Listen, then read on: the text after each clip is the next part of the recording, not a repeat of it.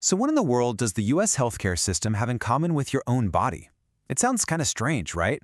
Well, today we're diving into the final chapter of Primal Prescription to unpack a really powerful argument about health, freedom, and, well, how sometimes the best of intentions can lead to some pretty big problems. I mean, it really does seem like a random question, but the authors of Primal Prescription say this comparison is everything.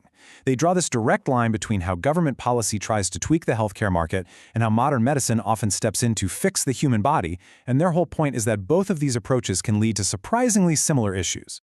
All right, so let's get into this tale of two systems. You've got the macro level, that's the big picture, the healthcare market, and then you have the micro level, that's us, the human body. The book's entire idea hinges on this. Both are unbelievably complex systems that are actually designed to regulate themselves. Think about it for a second. The US healthcare market is this huge, sprawling machine, and it's constantly being adjusted with new policies and rules. And then there's your body, an equally complex system that has this incredible built-in ability to heal. The book's big argument is that in both cases, too much outside interference, even with the best intentions, can just throw the whole thing out of whack. And that brings us to what might be the core of the whole book, this idea they call the problem with solutions.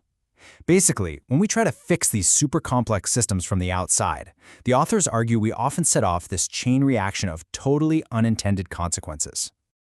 So let's take the healthcare market. The book points out that a lot of federal policies which were created to solve one specific problem often end up creating a bunch of new ones. It's like a row of dominoes. They call these policy side effects. And look, the point isn't that the intentions were bad, not at all. It's that the results were often the exact opposite of what was intended. And this is how you get this dependency cycle. It starts with a problem. So an outside solution gets applied, but that solution creates its own side effects, right? Which then need even more intervention to fix them.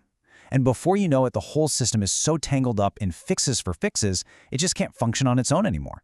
It becomes completely dependent on outside. And this is where it all clicks, right? This is the parallel that hits home. The book says this exact same pattern can happen with our personal health. You know, a prescription is supposed to solve one thing, but then it causes side effects, which, requires another prescription. And a person can get trapped in that same loop where the remedies are actually part of the problem, and you just start to feel helpless. So, if these big, top-down interventions are so often the problem, where's the real solution? Well, the book argues it has to start from the bottom up. It starts with you. It starts with becoming an empowered individual. So how do you actually do that? The authors lay out what they call an analytical toolkit. And the core idea is pretty simple, actually. You are the #1 expert on your own life. Nobody has more information about you than you, and nobody has a bigger stake in your well-being. This toolkit is all about giving you a framework to make smart, informed decisions that go way beyond just what to eat or how to exercise. You know, at the end of the day, with so much noise out there, so much information coming at us, the most important skill is just critical thinking. It's about building up the confidence to cut through all that noise, to tell the difference between sincere advice and a slick sales pitch, and ultimately to trust your own gut. Okay, but just when you're feeling all empowered, the book hits you with a really interesting curveball. Once you find something that really works for you, what's the first thing you want to do? You want to tell everybody, right? But the authors have some surprisingly cautious advice here. Be careful you don't turn into an evangelist. They describe this new knowledge as a double-edged sword.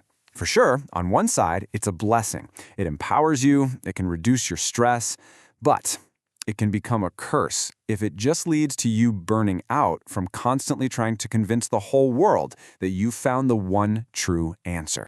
And you know, trying to be that person who convinces everyone else, it can totally backfire.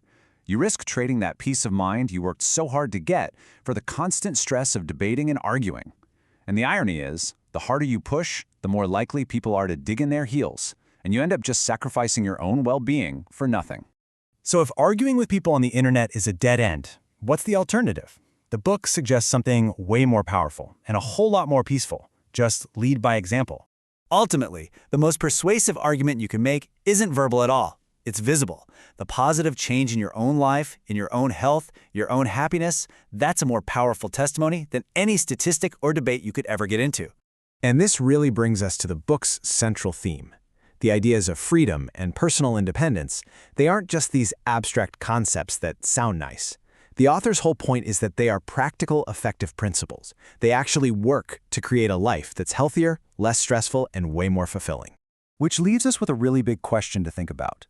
Whether we're talking about huge national policies or just our own personal health, where do we draw that line between support that actually helps and interference that ends up doing more harm than good? Finding that balance, the book suggests, is really the key to living a life that is both healthy and free.